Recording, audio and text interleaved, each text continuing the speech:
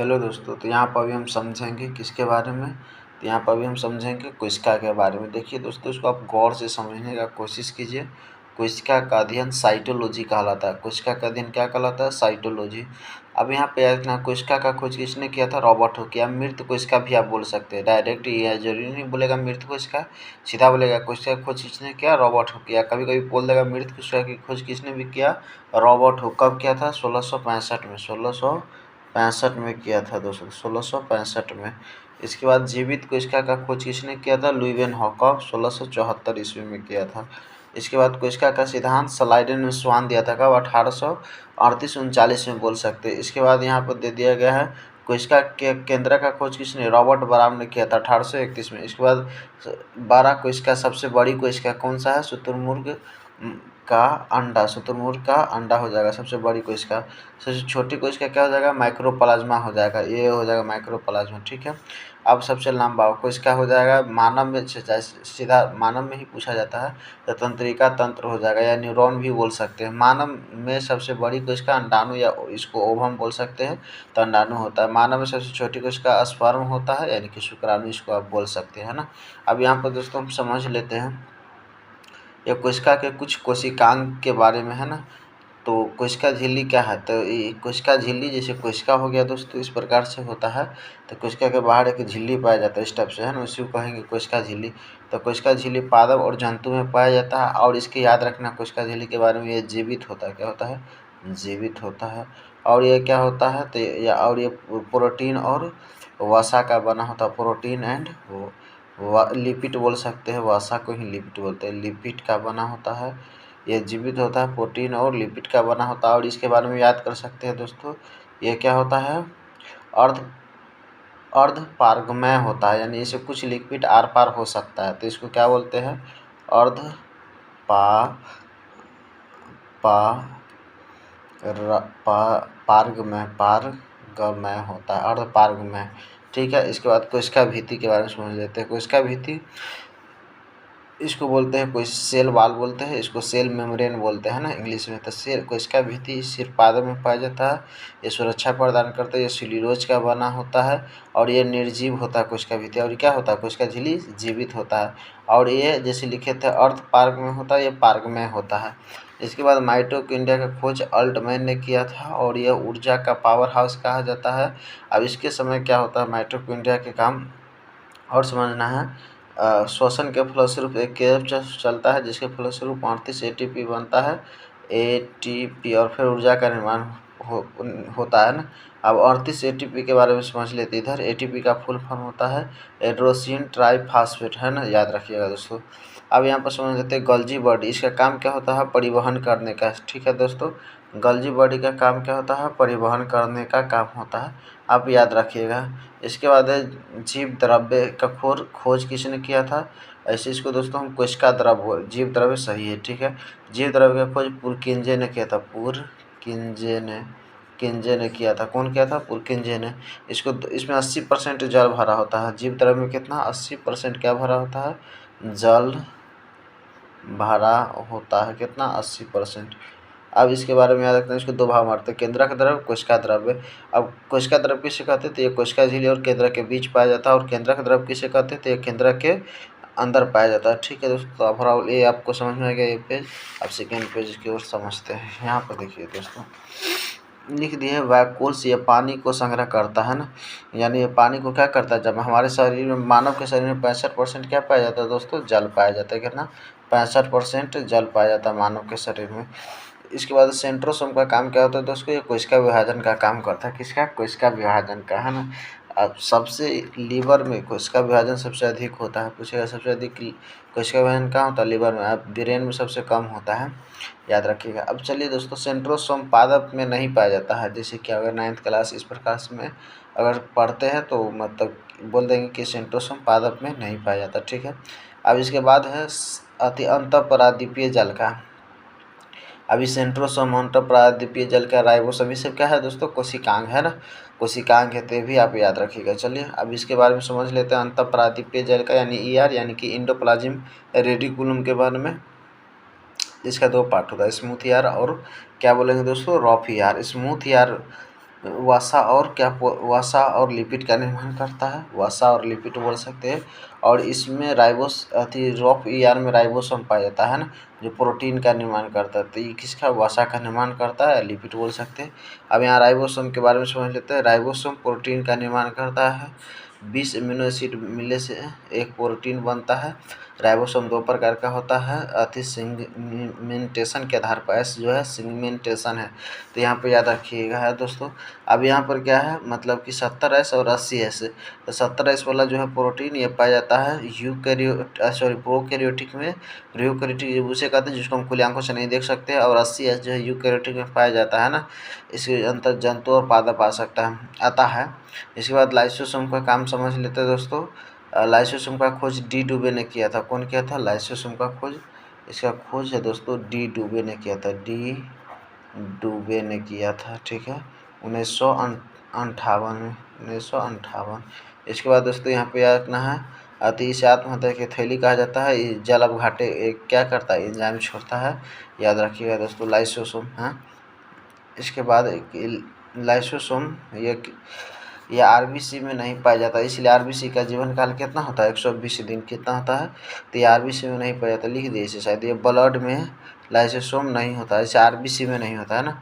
इसके बाद लवक के बारे में समझ जाते हैं। ये सिर्फ पादप में पाया जाता है। कहाँ पाया जाता है, सिर्फ पादप को इसका बोल सकते हैं ना, तो इसे पादप भी चलेगा, तो सिर्फ पादप में पाया जाता है। अभी क्या यहाँ पर इसको 3 भागों में बांटा गया है लवक को, है ना। जैसे यहाँ पर हो जाएगा दोस्तों हरित लवक, अवर्णित लवक और वर्णित लवक, है ना। तो हरित लवक क्या है दोस्तों, ये भोजन का निर्माण करता है ना, और पौधा का हरा रंग इसी के कारण होता है। अवर्णित लवक यह रंगहीन होता है, यह भोजन को जमा करता है जड़ में। इसके बाद है वर्णित लवक, यह रंग प्रदान करता है, जैसे टमाटर का रंग लाइकोपेन के कारण होता है, इस लाल बोल सकते हैं। इस प्रकार गाजर का रंग कैरोटीन के कारण, चुकंदर का रंग खून के जैसा विटामिन के कारण होता है। फल का जो पीला रंग किसके कारण होता है, जेंटोफिल के कारण। आलू के रंग किसके कारण होता है, साथ ही सोलेरिन के कारण बोल सकते हैं ना, सोलेरिन बोल सकते हैं, ठीक है दोस्तों। सोलेरिन, जेंटोफिल, विटानोन, कैरोटीन, लाइकोपिन, ठीक है। तो यहाँ इसमें याद रखना है दोस्तों कि हरी लवक में क्या पाया जाता है, डीएनए। और कहाँ पाया जाता है, डीएन, और माइटोकॉन्ड्रिया में भी डीएनए यहाँ पर है दोस्तों। इसमें क्या पाया जाता है, डीएनए पाया जाता है। क्या पाया जाता है, डीएनए। और कहाँ पाया जाता है, केंद्रक में पूछ देता है कि डीएनए कहाँ पाया जाता है, तो एक लवक में, एक माइटोकॉन्ड्रिया में और केंद्रक में पाया जाता है ना। तो ये भी आपको याद रखना है दोस्तों। ऐसे तो बतलाएंगे ही, तो आप फिलहाल के लिए भी समझ में आ गया। अब यहाँ पर समझ लेते हैं दोस्तों, इसमें केंद्रक आपको नहीं लिखे नहीं, चलिए ठीक है। केंद्रक के बारे में यहाँ पर समझा देंगे हम। केंद्रक के काम क्या होता है दोस्तों। अच्छा नेक्स्ट है, इधर अभी समझ लेंगे। चलिए इसमें दोस्तों केंद्रक जो है नियंत्रण करने का कार्य करता है। किसका कार्य करता है, नियंत्रण। यहाँ पर अपन केंद्रक ही समझा देते, चलिए लिख देते हैं केंद्रक, यहाँ पर ही लिख देते हैं केंद्रक। ये मेन आदमी बोल सकते हैं, जैसे घर का कोई मेन होता है, इसी प्रकार केंद्रक ये नियंत्रण का काम करता है। नियंत्रण किसका काम करता है, केंद्रक नियंत्रण का काम करता है। किसका, नियंत्रण का। आया दोस्तों समझ में, हाँ, तो ये याद रखना। अब चलिए ठीक है, इधर हम समझ लेते हैं। केंद्रक का खोज रॉबर्ट ब्राउन ने किया था, ये तो पता ही है।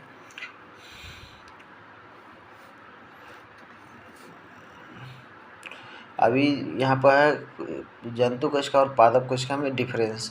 तो ये देखिए जंतु कोशिका गोल होता है, इसका आकार क्या होता है, चौकोर होता है। इसे जंतु कोशिका की तुलना में पादप कोशिका क्या होता है, बड़ा। पहला तो जंतु कोशिका छोटा होता है, बड़ा होता है पादप कोशिका। फिर इसका आकार गोल होता है जंतु कोशिका का, इसका आकार चौकोर होता है। चौकोर कहने का सेंस ऐसा होता है ना, इसका गोल होता है, गोल तो समझ में आवे करता है। इसका थोड़ा सा बड़ा वैक्यूल्स जो जल को जमा करता है, इसमें जो छोटा होता है, इसमें थोड़ा बड़ा होता है ना। इससे डिफरेंस देख लिया। अब यह है जो सिर्फ इसमें जैसे सीलिया, फ्लैजेला, लाइसोसोम, ये सब सिर्फ क्या जंतु में पाया जाता है, इसमें नहीं पाया जाता। किसमें, ये पादप कोशिका में नहीं पाया जाता। क्या, सीलिया, फ्लैजेला और लाइसोसोम। ऐसे सेंट्रोसोम भी यहाँ पर धर सकते हैं दोस्तों। इसके बाद सेल वाल, प्लास्टिस्ट और क्लोरोप्लास्ट है। प्लास्टिड वही हो जाएगा, मतलब कोशिका भित्ति और हरितलवकीय सिर्फ इसमें पाया जाता है पादप कोशिका में, है ना। अब ये दोनों में पाया जाता है, जैसे कोशिका झिल्ली हो गया, माइटोकॉन्ड्रिया हो गया, गोल्गी बॉडी, केंद्रक, है ना, सेंट्रोसोम, ये सब लगभग में ऐसे। तो सेंट्रोसोम तो यहाँ पर हम बोल दिए कि सिर्फ इसमें ही पाया जाता है अगर 9th क्लास तक पढ़ते हैं तो, लेकिन हाई लेवल तक पढ़ते हैं तो ये दोनों में पाया जाता है। तो कोशिका झिल्ली, माइटोकॉन्ड्रिया, गोल्गी बॉडी, केंद्रक और सेंट्रोसोम। अब यहाँ पर दोस्तों समझ लेते हैं। चलिए नेक्स्ट, यूकैरियोटिक का वह कौन सा अंग है जिसमें प्रोकैरियोटिक भी पाया जाता है? तो माइटोकॉन्ड्रिया। चलिए दोस्तों नेक्स्ट, अब केंद्रक का खोज ऐसे हम बतला दिए थे, रॉबर्ट हुक ने किया था। केंद्रक को नंबर आते हैं तो गुणसूत्र मिलता है, गुणसूत्र का खोज वाल्टियर ने किया था। जब गुणसूत्र को नंबर आते हैं तो DNA मिलता है। DNA को पूछेगा को देखा था किसने, यानी कि अवलोकन पहली बार किसने किया था? तो कार्लसबर्ग ने किया था। DNA का खोज किसने किया था? वाटसन एंड क्रिक ने, है ना।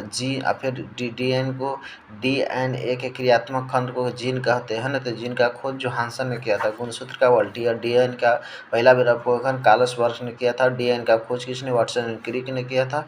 और जीन का बात कर लेते खोज जोहानसन ने किया था, ये तो याद रखिएगा दोस्तों। इससे DNA का फुल फॉर्म होता है डाइऑक्सी न्यूक्लिक एसिड होता है। चलिए यहाँ समझ लेते हैं, न्यूक्लिक के अंदर पाए जाने वाला एसिड को न्यूक्लिक एसिड कहते हैं, है ना। न्यूक्लिक एसिड क्या होता है दोस्तों? ये दो RN और DN मिलता है। RN का फिगर इस प्रकार, DN का फिगर इस प्रकार होता है। चलिए थोड़ा सा इधर समझने की कोशिश करते हैं। DNA यानी पॉलीन्यूक्लियोटाइड से बना होता है। DNA किससे बना होता है? पॉलीन्यूक्लियोटाइड। पॉलीन्यूक्लियोटाइड क्या है दोस्तों? इसमें न्यूक्लिक ऑक्साइड होता है, न्यूक्लियो ऑक्साइड, और इधर फास्फोरस पाया जाता है। तो इसमें याद रखना, जैसे इसको न्यूक्लिक ऑक्साइड को दो भाग में बांटते हैं, शुगर और नाइट्रोजन बेस। तो पूछेगा DNA का मुख्य भाग क्या है? नाइट्रोजन बेस है। नाइट्रोजन बेस को दो भाग में बांटते हैं, प्यूरिन और पाइरेडमीन। प्यूरिन और पाइरेडमीन, है ना। तो DNA पॉलीन्यूक्लियोटाइड से बना था। DNA को दो भाग में न्यूक्लिक ऑक्साइड और